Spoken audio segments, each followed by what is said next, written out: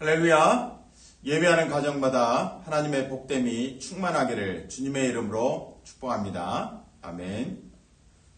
찬송가 213장입니다. 나의 생명 드리니.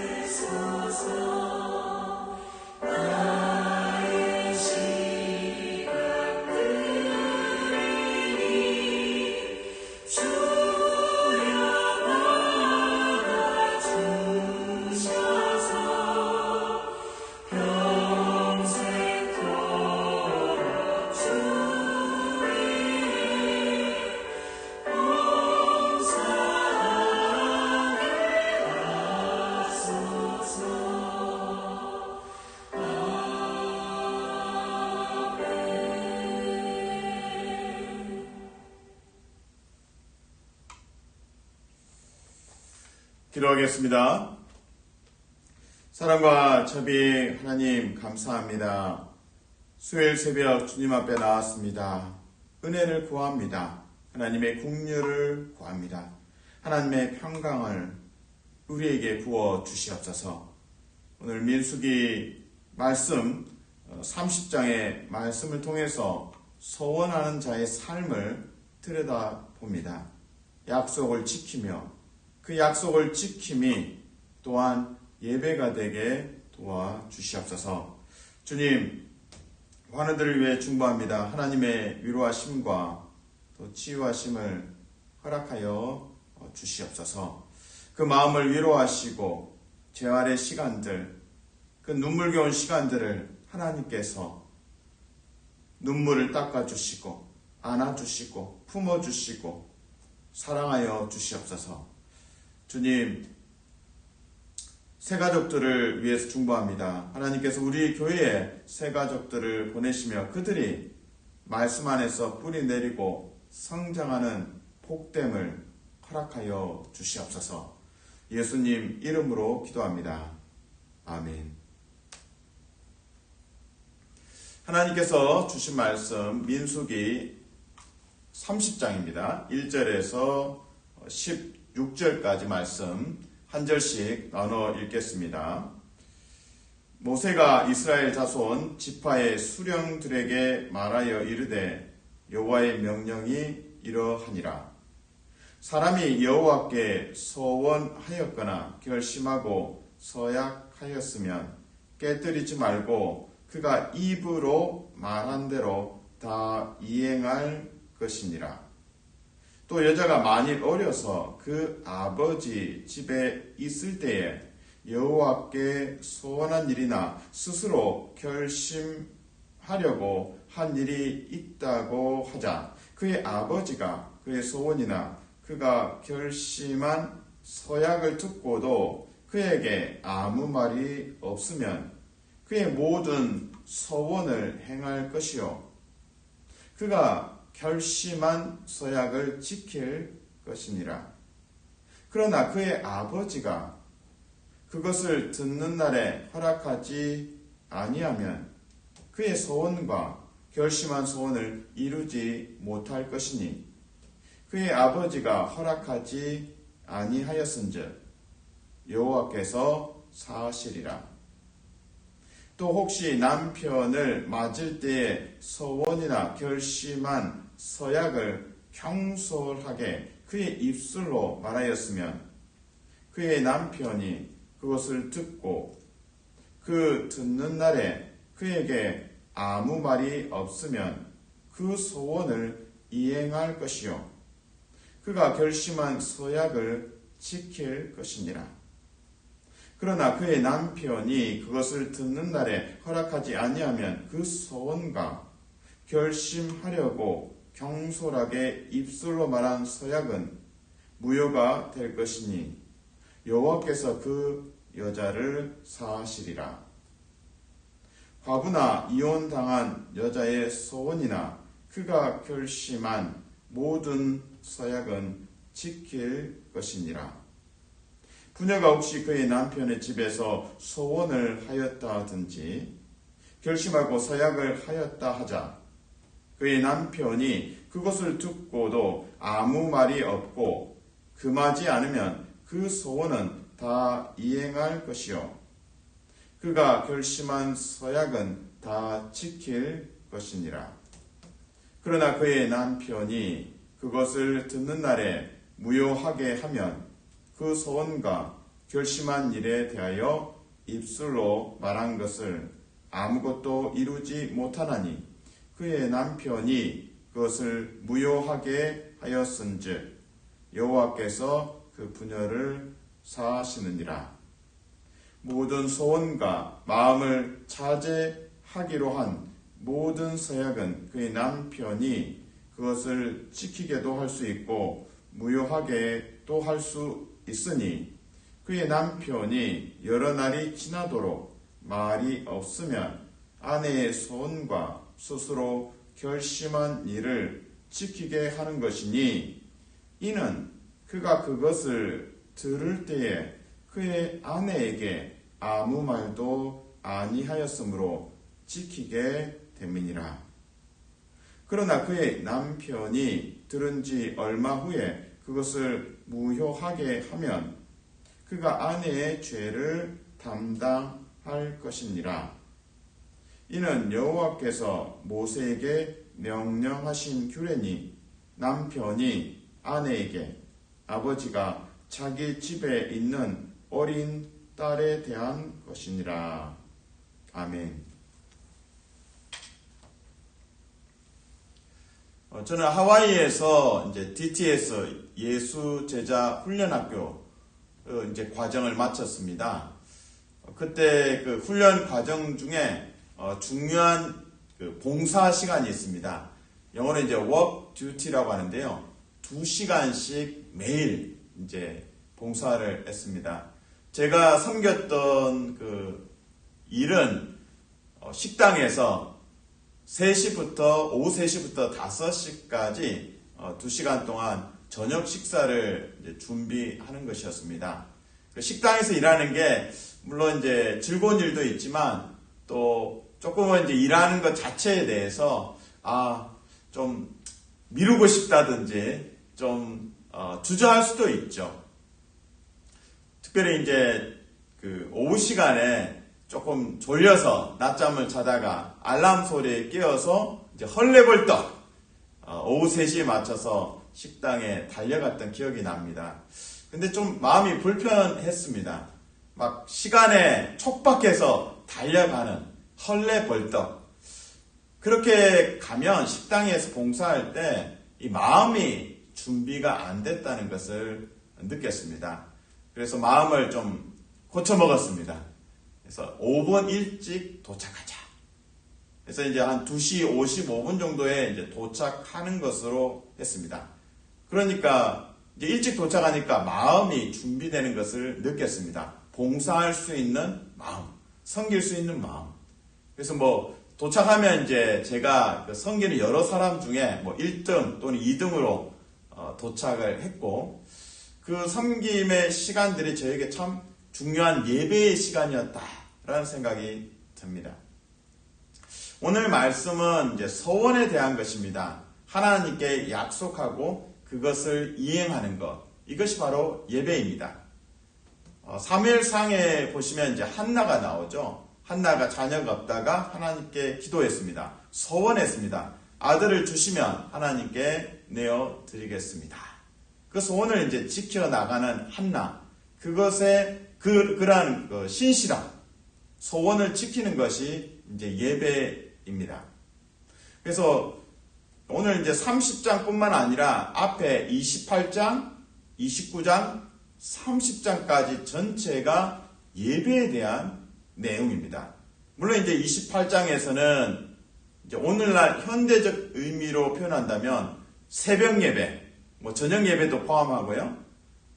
매일 드리는 예배, 그리고 일주일에 한 번 드리는 주일 예배, 그리고 신년 예배, 또 6월절, 7.7절, 이제 이런 하나님께 제사를 드리는 예배하는 시간이 28장에 담겨져 있습니다.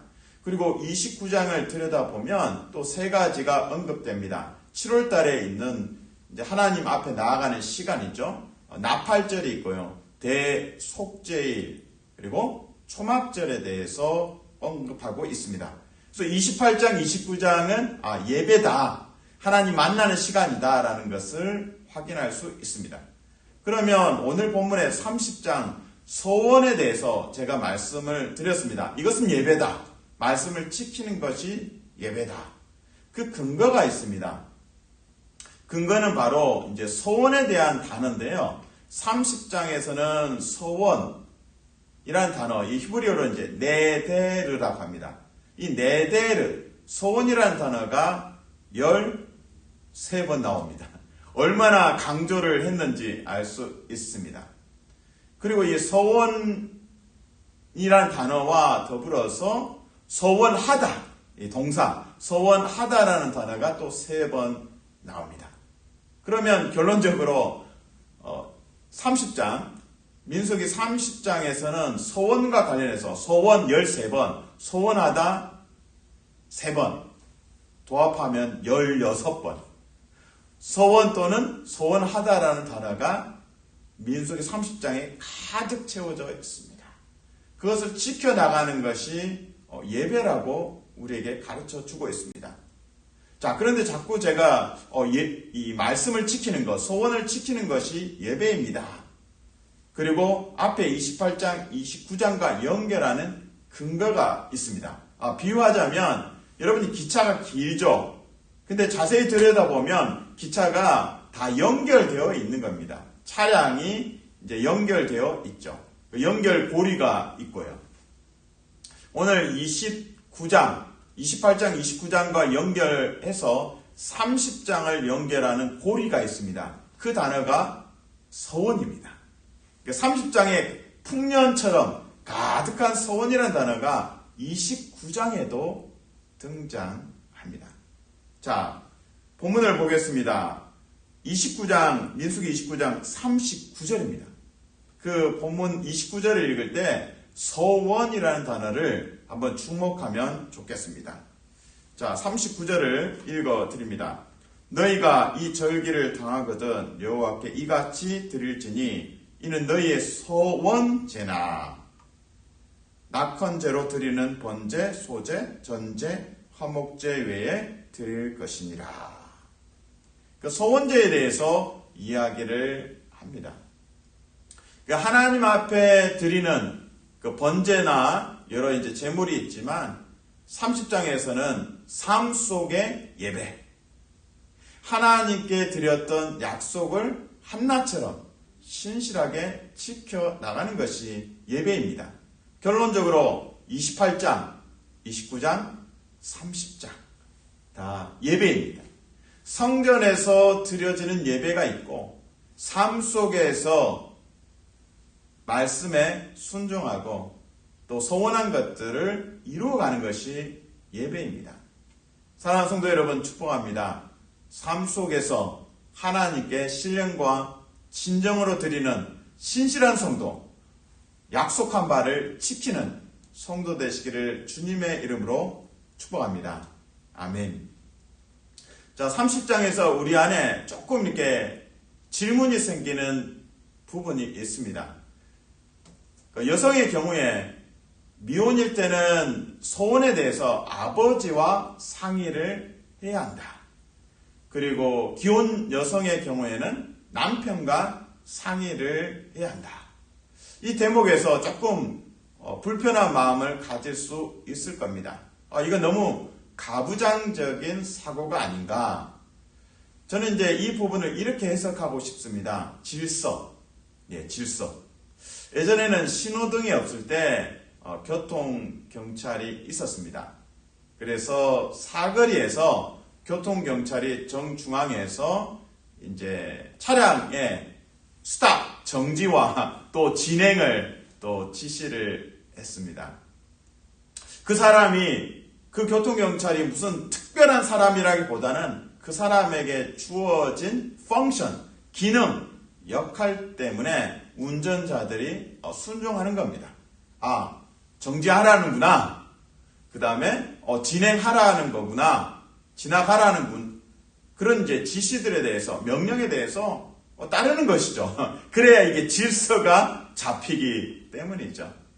그래서 이제 가부장적 사고로 해석할 것이 아니라 가정 안에서 질서 있게, 그리고 그 소원한 것에 대해서 경솔히 하지 않도록 이제 하고자, 여성의 경우에 미혼 때는 아버지와 이제 아버지의 멘토링, 상담을 받고, 그리고 이제 여성이 결혼한 이후에는 남편과 또 상의할 수 있는 기회들을 허락해 주고 계십니다. 그래서 가정 안에서 질서 있는 삶, 이것이 또한 예배가 될 것입니다. 저는 오늘 본문에서 정말 이게 강조하고 싶은 한 부분을 또 만납니다. 저에게 좀 신선한 도전이 되었던 말씀입니다. 바로 이제 9절의 말씀인데요. 30장 9절에 과부와 또 이혼을 경험한 여성에 대해서 언급하고 있습니다. 그들에게 있어서 이 사별의 경험은 정말 하늘이 이제 무너진 경험이죠. 그리고 이혼을 그 당시에 경험한 것도 엄청난 충격이고 절망이고 상처가 될 것입니다. 그래서 과부나 또 이혼을 경험한 여성이나 모두 하늘이 무너진 경험을 했을 사람들입니다. 그런데 그들이 하나님 앞에 소원을 하고 또 그것을 지켜나가는 것들에 대해서 언급하고 있습니다. 저는 이 9절의 말씀이 우리에게 이 도전이 되는 이유는 상실의 시간에도 불구하고 성실하신 하나님, 신실하신 하나님, 하나님의 주권을 인정하고 있다는 것, 이것이 바로 예배입니다. 상실에 갇혀있지 않고 상실의 함정에 늪에 빠져서 죽는 것이 아닙니다. 상실에도 불구하고 신실하고 성실하신 하나님을 신뢰함으로 하나님 앞에 소원하고 또 그것을 지켜나가는 그 예배자의 삶이 참으로 아름답습니다. 9절 말씀을 같이 읽습니다. 시작. 과부나 이혼당한 여자의 소원이나 그가 결심한 모든 서약은 지킬 것이니라. 여러분의 삶에 하늘이 무너진 경험이 있습니까? 너무나 큰 이렇게 절망을 경험하고 상실을 경험할 때 우리는 하나님께 질문합니다. 왜 나에게 이런 일이 일어났습니까? 하나님, 나를 사랑하시는 분이시라면 왜 나에게 이러한 상실과 아픔과 고통을 경험하게 하십니까? 참으로 이 말 그대로 하늘이 무너진 경험들을 과부나 또 이혼을 경험한 여성들에게 있습니다. 비록 이 경험적으로는 또 감정적으로는 하늘이 무너졌지만 그들의 마음의 신앙의 고백은 하나님 그렇습니다. 나의 상실에도 불구하고 하나님은 신실하십니다.